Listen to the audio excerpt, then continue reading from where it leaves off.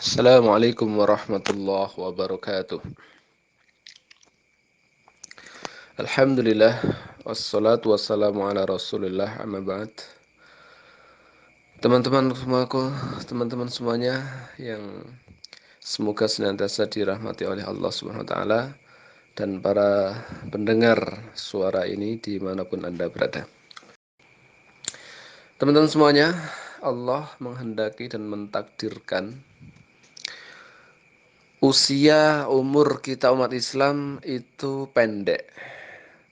Usia umur umat Nabi Muhammad SAW itu kisaran 60 sampai 70 tahun. Jarang-jarang ada yang lebih dari itu, 90, 100 dan lain sebagainya. Berbeda dengan umat-umat terdahulu yang diberi oleh Allah umur yang panjang. Mereka bisa hidup seratusan sampai ribuan tahun. Contoh umur Nabi Nuh alaihissalam dalam sebuah ayat disebutkan walabitha fihim alfasanatin illa khamsina ama. Nabi Nuh itu hidup bersama masyarakatnya selama alfasanatin 1000 tahun. Illa khamsina aman kurang 50. Berarti hidup 950 tahun. Tentunya dengan umur yang panjang itu mereka bisa memaksimalkan atau punya kesempatan yang panjang untuk beribadah kepada Allah Subhanahu wa taala. Nah, lalu bagaimana dengan kita?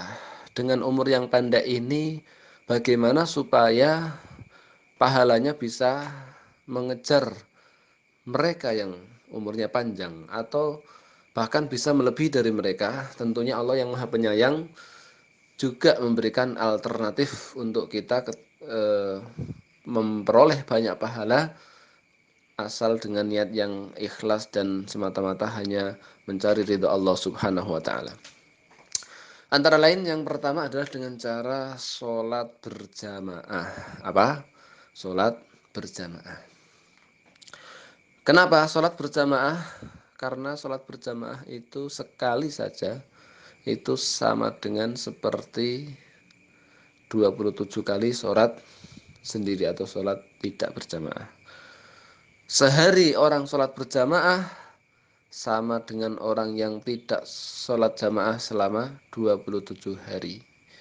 1 tahun setara dengan 27 tahun. Maka ketika kita umur kita misalkan masih ada 10 tahun ke depan diisi full dengan jamaah, maka kita seperti mendapatkan pahala seperti orang yang sholat sendirian selama 270 tahun. Maka jangan sia-siakan sholat berjamaah. Yang kedua, menyambung silaturahmi, silaturahim. Ada kajian di kampung, ada yasinan, ikut, ada khataman Quran, ikut. Semakin banyak kita kegiatan kemasyarakatan, semakin banyak orang yang kenal kita, maka ketika kita mati mereka itulah saudara-saudara kita, kenalan-kenalan kita yang banyak, yang mungkin sampai ribuan akan mendoakan kita, menyolatkan kita. Berbeda sekali ketika orang yang menyolati 1-2 orang dengan ribuan orang. Maka seperti kita juga membaca Al-Fatihah 1000 kali ketika yang mendoakan kita juga ribuan orang. Nah, itulah perintah Al-Quran untuk senantiasa bermuamalah yang baik sesama manusia. Fadilahnya agar diantaranya kita dapat doa yang terbaik dari mereka. Yang ketiga, ketika kita punya amal yang rezeki yang sisa lah katakan, ataupun enggak sisa, yang penting ada kelebihan rezeki, kemudian di kampung ada pembangunan masjid misalkan, atau TPQ, atau mungkin guru-guru ngaji, santri dan lain sebagainya yang mungkin butuh bantuan, maka kita membantu. Kita ikut nyumbang di masjid, ikut mengembangkan meskipun hanya Rp1000.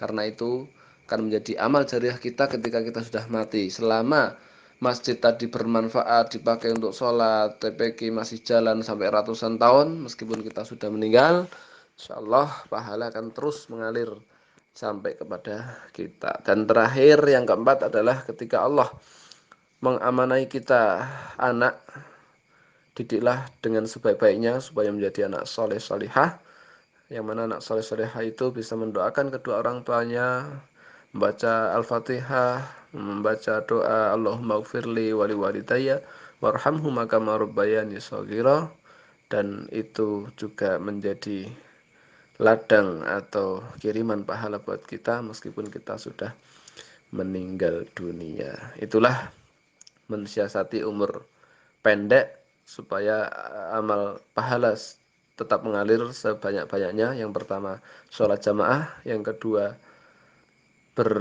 menyambung silaturahmi, yang ketiga infak semampunya seikhlasnya, dan yang keempat adalah mendidik anak soleh solehah. Semoga Allah membimbing kita ke jalan yang benar dan selanjutnya diridhoi oleh Allah Subhanahu wa taala. Subhanakallahumma wa bihamdika asyhadu an la ilaha illa anta astaghfiruka wa atubu ilaik. Assalamualaikum warahmatullahi wabarakatuh.